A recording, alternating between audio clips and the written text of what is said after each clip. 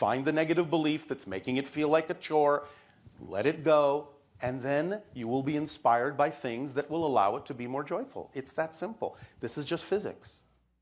Okay. Okay? Yes. All right. Sidereal time. Are you aware of What about it? I've seen studies say your psychic ability is increased by 400% when you're aligned at that point in time. Can you either validate or expand on that? There are certain kinds of energy flows that are connected to different kinds of time expression frames that can represent streams of consciousness moving at different rates of frequency or speed, and aligning with them can create the effect of being more expanded in consciousness that might allow you to express things like that. It isn't always necessary, but it can be representative to some degree of an underlying structure of physical reality that can be taken advantage of. Yes. Permission slip. Yes. Does that help? Yes. Abundance, the ability to do what you need to do when you need to do it. Period. I want to change that. Change what?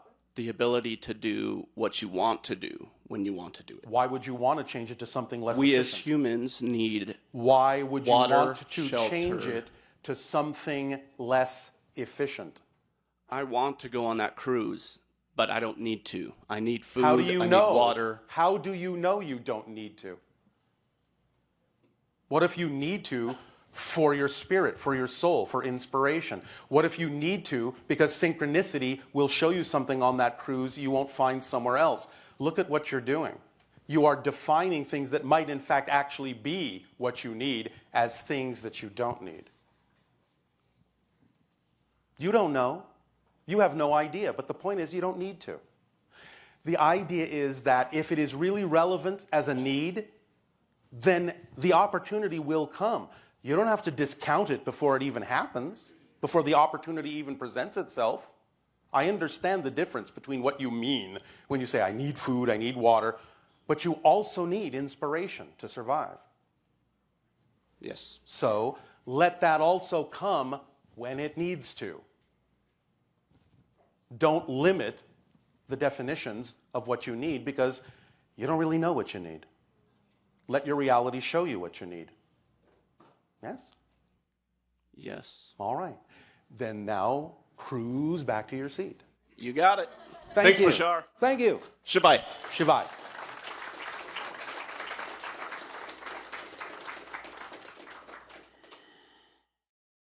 Hello, Bashar. And to you, good day.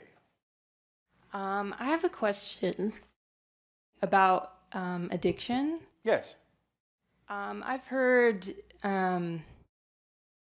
that addiction can be stemmed from kind of entities No, in no. the human energy field.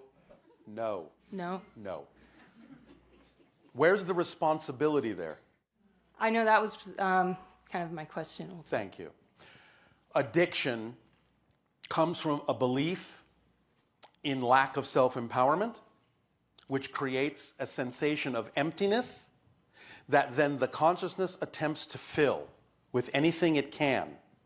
However, it comes from also a denial of that sense of disempowerment, and therefore, instead of actually knowing that the connection is never left to your source of self-empowerment, you are left to believe that you are disconnected. And since you cannot, through the denial, find a way to feel the connection, you attempt to fill that emptiness with things that then dull your awareness of the disconnection. Mm-hmm. You understand? That makes sense. I mean, I have a couple psychic sensitive friends who say like if you drink or do drugs, you expand yourself and you open yourself up to kind of negative parasitic. That's different because you've already created the energy field and you've already created the vibration that may, in a sense, then match the energy of other entities who may be operating on a similar level and attracting yourselves to each other, so to speak. But it's not, in a sense, parasitic in the way that you mean it. It's simply the idea that it's like vibration to like vibration. Okay. You understand? If you find the idea of the belief and let it go and suddenly understand that you are connected to your source of empowerment, you will automatically break that link. And when you're not operating on the same wavelength, something operating on that low wavelength can no longer find you. You become invisible to them. You understand? Interesting, yes. Thank But you. it's not like they're causing it. No. You're the one that's creating it within yourself, and then you're just hanging around with like-minded buddies. Okay, that makes sense. Yes. I have one more question. I live in California by the beach. All right. The last few times I've been there, walked along the shore, there's been hundreds of like dead bees, or some of them half alive. Yes. Just curious if there's any insight you can provide. I Well, don't your know. scientists are already to some degree aware that there are certain imbalances that you've created in nature through pollution, through viral contamination, and a few other sources that are in many ways causing a deconstruction of the natural connective order.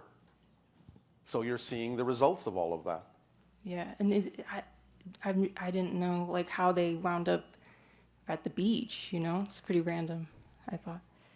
Well, there are certain kinds of air patterns and electromagnetic patterns on your planet that once that they have been affected in a certain way, they can no longer navigate correctly along those electromagnetic lines and may wind up in a variety of different places they didn't intend to go because they're following different kinds of magnetic pattern lines on your planet. Yes? Yes. That they think are the correct ones that aren't because their senses have been thrown off. Yes, thank you. And I have one yes or no question. Yes. My dad, he thinks the Earth is flat. Is the Earth flat? Yes or no? He thinks the Earth is flat. Yeah, that whole, I don't know, the theories of the Well, flat Earth. no disrespect intended, but you could ask him that if he looks in the mirror, does his head appear flat? Or is it round? Round. All right. Now, the idea of a flat Earth and that which seems to be gaining so much more popularity on your planet is a distortion of perspective and perception, knowing that there are different dimensions. 0 dimension, 1 dimension, 2 dimension, 3 dimension, 4, 5, 6, 7, and so on. The fact that you may be expanding consciousness may be allowing you to perceive that there are realities in which you do experience two-dimensionality.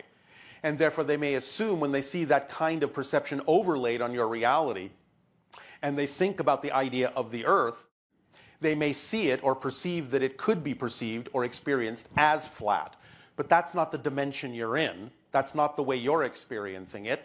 In your dimension, the Earth is a globe, is a ball, is a sphere. But the idea is that as your senses extend beyond your dimension, it will extend in both directions, up and down, and they may perceive an interpretation that allows them to experience the Earth from another dimensional point of view, such as the second dimension, which makes it seem flat.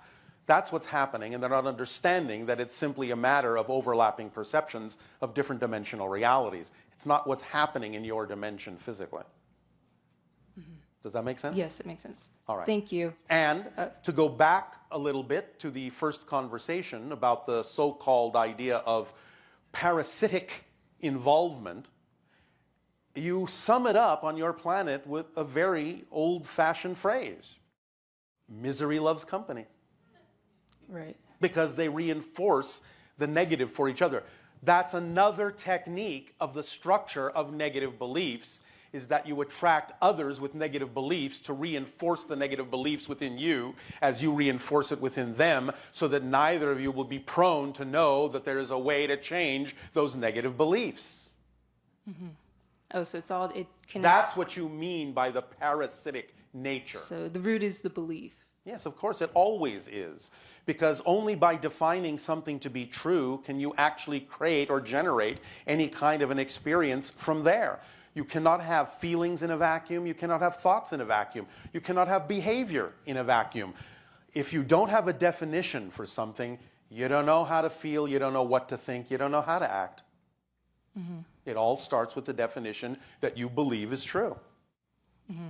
Yes. All right? All right. Thank you very much. You're very welcome.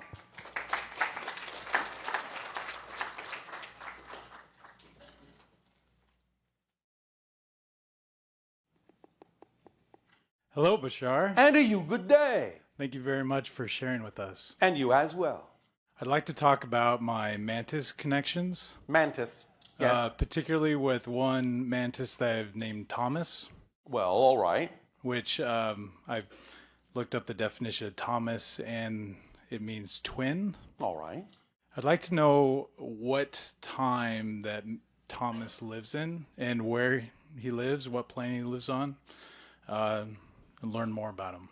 They are projections of sixth density entities Okay. that have been given organizational supervision over the hybridization agenda, among other things, Okay. to help direct it in the course that it needs to go, since the Greys themselves sacrificed their ability to feel anything at all in the beginning. They needed someone to watch over them. Okay. And in a lot of encounters with the Greys, and even with some of the mantids, you will find that many of those encounters are representative of an encounter between a portion of consciousness that looks one way in one reality, such as you, and a portion of consciousness that looks another way in another reality, such as a Grey or a mantis. So very often in the encounters, you're actually interacting with another version of yourself, Okay. hence the twin idea. Okay. I experience mudras, Yes. and in some instances, what are like martial arts forms Yes, that I do throughout my apartment. Yes. And sometimes I can do them with my eyes closed. Yes. depending on, Well, you're or like- following energy lines. You're following energy flow. Your body is responding to how energy is flowing through you. Okay. What are some of the those expressions? What are some of the physical or the creations that are brought about from it that serves humanity? In what ways? An acceleration of synchronicity, Okay. more of an awareness by matching the frequency at the rate at which reality is created by your consciousness to be able to see the structure of existence itself more clearly, Okay. are some of the benefits that come from aligning with those kinds of energy flows. Okay. And part of the experience I have is much more electrical charge. Yes. Like I'm feeling it right now. I'm shaking from it. Yes. We'll just and- flow it through you Okay. by doing what you need to do that is representative of your passion. Okay. Because again, the idea is that the energy doesn't need to stay in you. You need to become transparent to it and superconductive to it so it flows through you more efficiently. Because that's one of the other things that happens when you align with these kinds of things, is that you experience more of the path of least resistance. Okay. So my shaking is just that, it's just evidence of that resistance. Okay. Yes, of a natural resistance to the idea that it's not actually flowing through you right now as fast as it could be. Right. And that's what I experience. Yes. Does that help? Yeah, that helps a lot. Thank you. Thank you.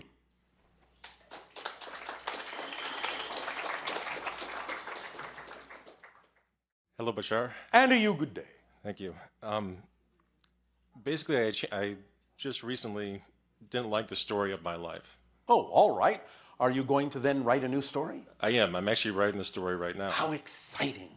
I moved to Phoenix, Oh, all right. got a new job. Yes. Everything in my life is different than it was a few months ago. Congratulations. Nothing looks the same. Congratulations. So- Moving to Phoenix and rising from the ashes.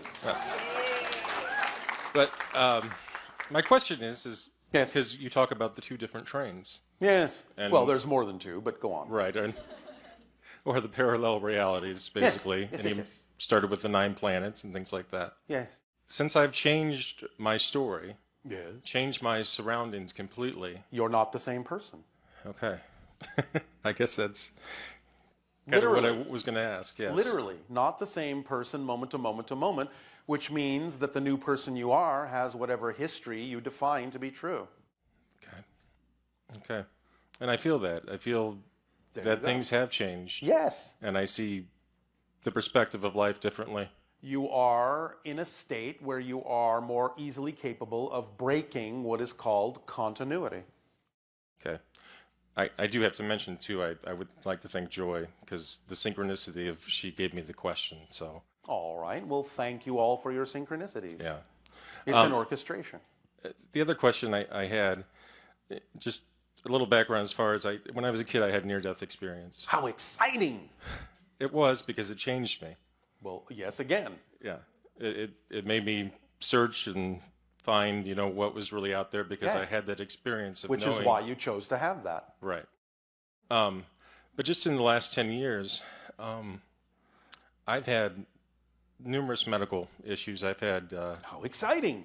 pulmonary embolisms, Ooh, at least 2, wow. 2 bowel obstructions, Oh, my goodness. and just recently in December, Are you trying to get back there? No. I don't know. But in December, I was diagnosed with cancer. Oh, all right. That's exciting too. Yeah. But my whole thing is I'm trying to cope with the limiting belief of Yes. I believe that I may have the cancer, but the cancer All does right. not have me. Yes. So that is my So you mantra. can use it however you need to use it Right. as a teaching tool, as a learning tool. What, again, since you seem to be doing that a lot, that seems to be the way in which you choose to learn things, by giving yourself things that force you to look at things in a new way. Yeah. Since you're using it that way, since you've been using it that way, you can look at this as yet one more form of that. What would you not be doing if you didn't have that experience? I don't know. I think that it's going to lead me to something else. Oh, well, of course. And So then there's a can reason you- why I'm having the experience. Yes. Can you own and contain it in that way, knowing that it's serving you that way? I can't, And that when it no longer serves you, it won't be there? Because you will be a different person then who never had it? Yeah. Are you sure? Can you wrap your mind around the 13th step? Right now it's a struggle because I should be doing like chemotherapy and doing bone marrow tests and stuff like that. All but I right. have a belief that Yes. I have a negative belief against it. All right. I don't know that the make chemotherapy sure- would really serve me. Make sure that you are clear about your beliefs. Because we understand that many of you prefer to do things in a more natural way, and in general, that is generally best for you. But if you have a belief system that those things will actually work for you, don't ignore them. Okay. You have to be honest about your belief, because it may be teaching you something to go down that path and learn it that way, without necessarily always just automatically shutting a door that might serve you just because you don't want it to be the way in which something will work for you, because you think you should be being more spiritual than that. So Sometimes the most spiritual thing to do is to give over to the actual belief system that will guide you through the process you need to go through. Not saying you have to do it one way or another, but just make sure you are clear about why you are saying you don't want to do it that way. Because if you examine your beliefs, you may find that there is a combination of things you can do, some of this, a little of that, that may actually be your true path between all the different decisions, all the different choices. Okay. So don't ignore, but make sure you are clear about what is true for you and what isn't. And that you're not labeling something as untrue just because you're afraid of it. Just because you think you shouldn't have to do it that way. That's all we're saying. So is my belief strong enough to? It's not about strong enough. It's about what you know to be true for you. It's about clarity. Is it clear enough? That's what we're saying. Okay. So use this time to examine your beliefs, see what conclusions you come to when you are willing to open up to allowing all choices to be equally valid, so that you can choose what you truly prefer without invalidating what you don't prefer. And that will guide you. That energy state will guide you. Okay. All right? Yeah. That's your process right now. Okay. Thank you. And remember that death is your friend. You've used it many times to help you change course. I don't think I'm afraid of it. I've stared at it a few times. So. Exactly. So there's no reason to be afraid now, is what we're saying. No matter what this leads to, there's no reason to be afraid, because you're familiar with the territory. Yes? That makes sense. All right.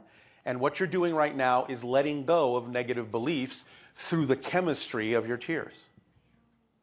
You follow? Every time you hold on to a negative belief or you change yourself and let go of old ideas, before, when you held on to the idea, when you had the idea, you always create a chemical component, a chemical reflection in your body of an energetic belief. Once you change and let go of an old belief, you actually have to release the chemical constituent that went along with that belief, and more often than not, most of you do it through your tears. You're washing the chemical reflection of the negative belief out of your body, literally. Well, it's a release. It feels good. Exactly. That's why it feels good, because you feel lighter after doing it, because you actually have dropped things that are no longer relevant for you. Okay. Does that make sense? It does. It's crystal. Yeah. All right. It is. And please always remember that as you go on this journey, whatever it is you know you're all about, whatever it is you know you can do, remind yourself, you can, sir. You can, sir. You understand? Yeah. I can, sir. Yes. I can be who I prefer to be. I can, sir. Yes? Yes. I appreciate that. You are very welcome, and you're not alone. You're having help with this from your guides and many other beings. You're never alone on this journey, ever. You're walking hand in hand with others. Okay. Sorry. No. There's no need to apologize. You expressed yourself. It's beautiful. All right? Yeah. All right. Sweet dreams.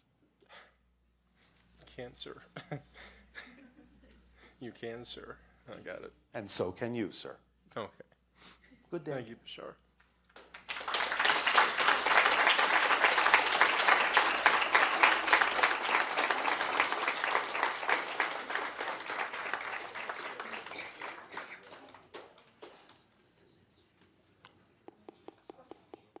Hello, Tadeo. Nania.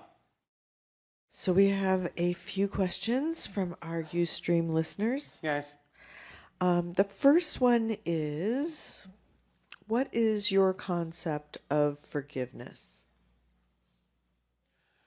Forgiveness is a centering in gratitude and appreciation for who you are and all that you have experienced, and knowing that you are as powerful as you need to be to manifest whatever you need without having to hurt yourself or anyone else in the process. And it is gratitude and appreciation for that realization and letting go of things that do not serve you or allow you to serve others. So this whole idea with forgiveness, like I think sometimes people are angry at other people. Yes. And then they have to find a place where they forgive the other person. But they have to forgive themselves, because mostly what they're angry at is themselves.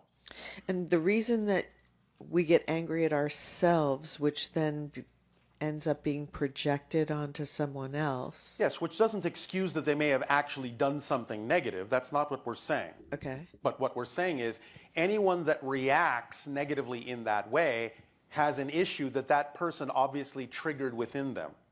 And therefore, they are angry within themselves that that has come up and that that person has been able to actually push that button, that the button even exists. So forgiveness involves the idea of acknowledgement and awareness that that negative belief is within yourself and letting that go, and then also having the compassion and empathy to recognize that this person may have done you a service by bringing that to your attention within yourself so that you no longer have to have that anger at yourself for containing something you thought you shouldn't contain but did.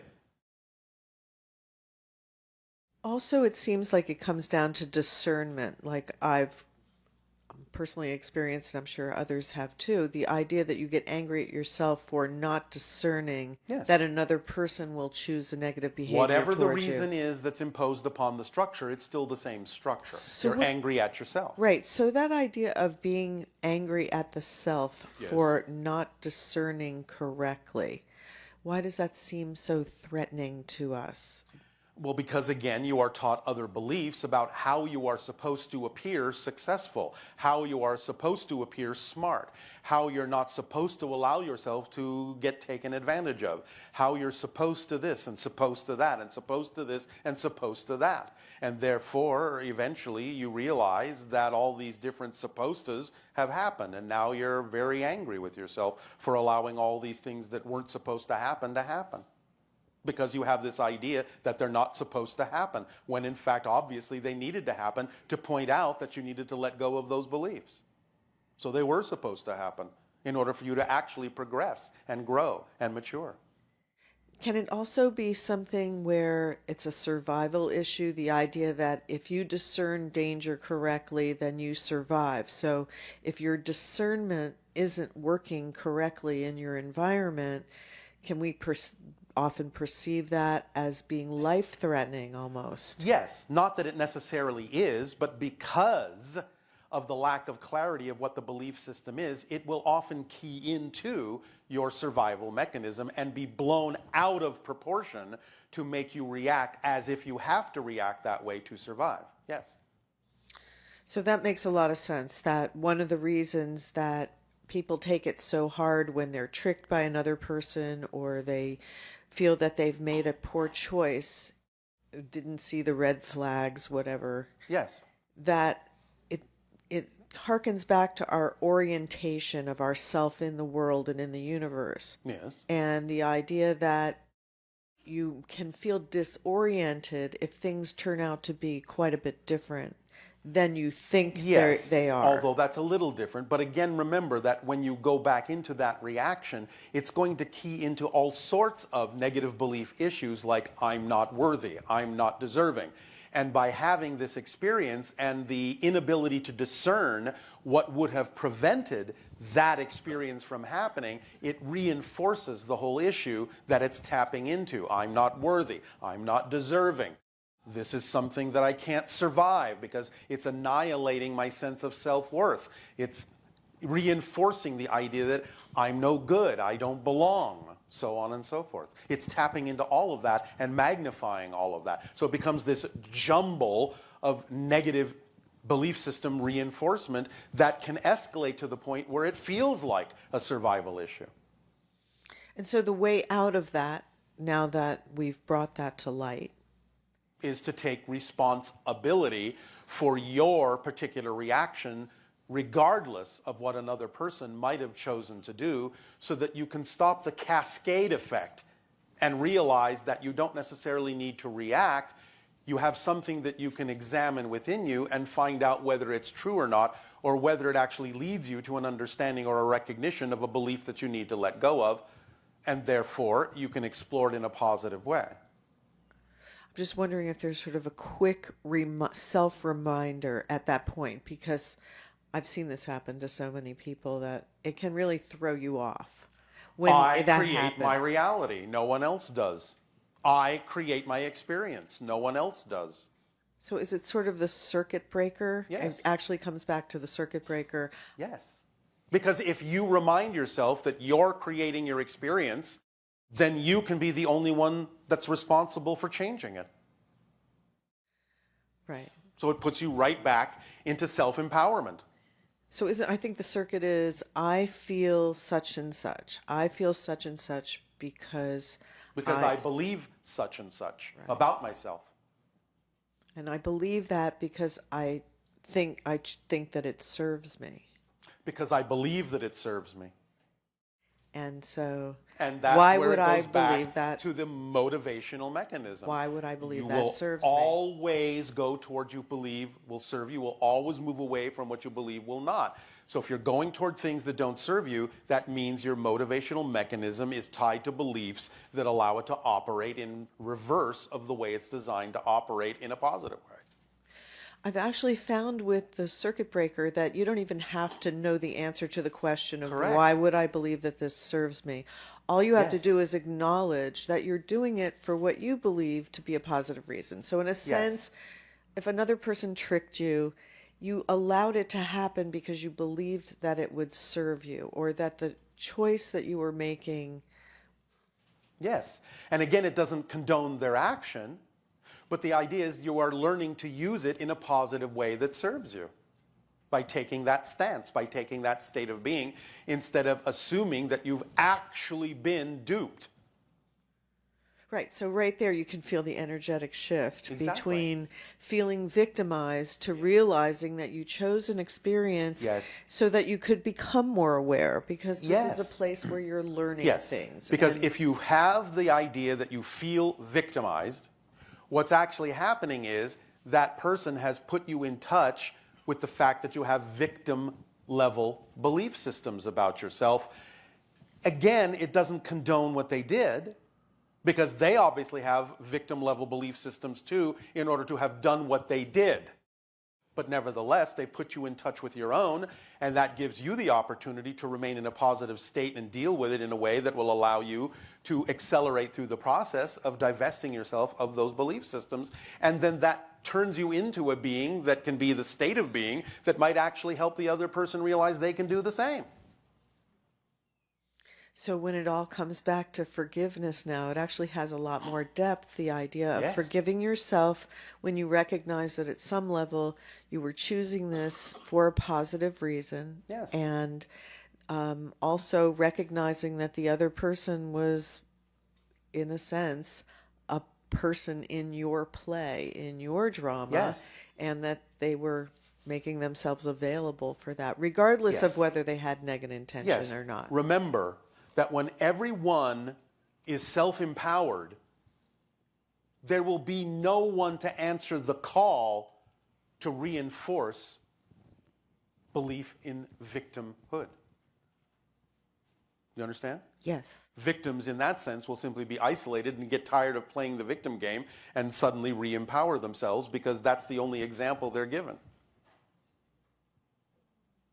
So the last victim will automatically empower themselves when no one else is willing to play the victim game.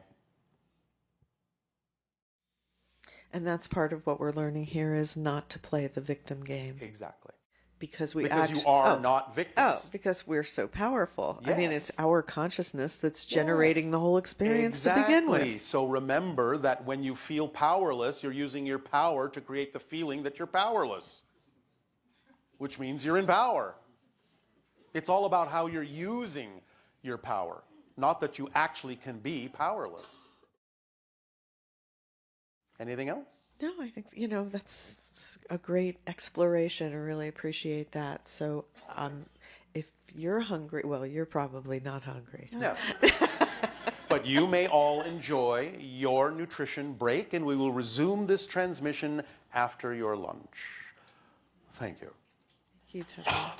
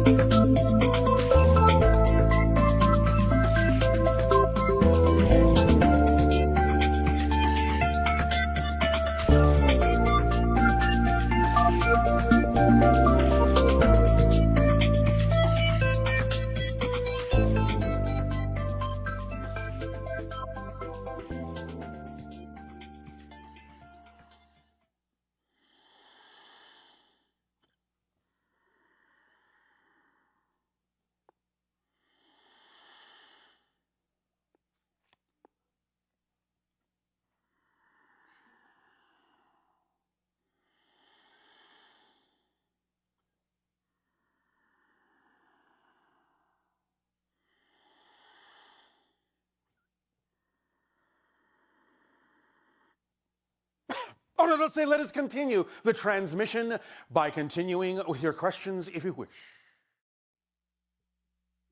Hello, Bashar. Good day, And to you, Bashar. good day. You have two of us here, Oh, all right. Are you a tag team? We are. All right. and that's what we really wanted to share with you as a statement. Yes. Phil brought your information, or he brought it to himself, your information about 7 years ago, and me about 3.5. And we want to express our appreciation, availing this information to us, and also acknowledgement of us to be having brought this information to ourselves. All right. Thank you. We appreciate your application and your willingness to participate. Absolutely. We also want to share that by following these simple but sometimes overly complicated by ourselves steps, that it actually has a real effect in our creating our reality. You're telling us. Remember that what we are delivering to you are not philosophies and opinions. We're actually delivering an instruction manual for how reality works. So if you follow the instruction manual, just like you would for one of your automobiles, you will learn how to drive. Yes, and we actually even brought ourselves to each other. Yes. And have come to a completely different reality. Our reality looks barely anything like it did Congratulations. 3 years ago, and we are very satisfied and content and All excited. right. Thank you. And we wanted to share and again express our appreciation to you. It is our pleasure. And we also feel even from that point, we were able to interact with you. We found that we've been interacting with you in even quite surprising ways. Well, you are interacting with yourselves, your higher minds, and whatever aspects of our collective consciousness is around to assist you. Yes. So it's nice to be able to share that objectively with you today. And Phil, do you have anything more? I do.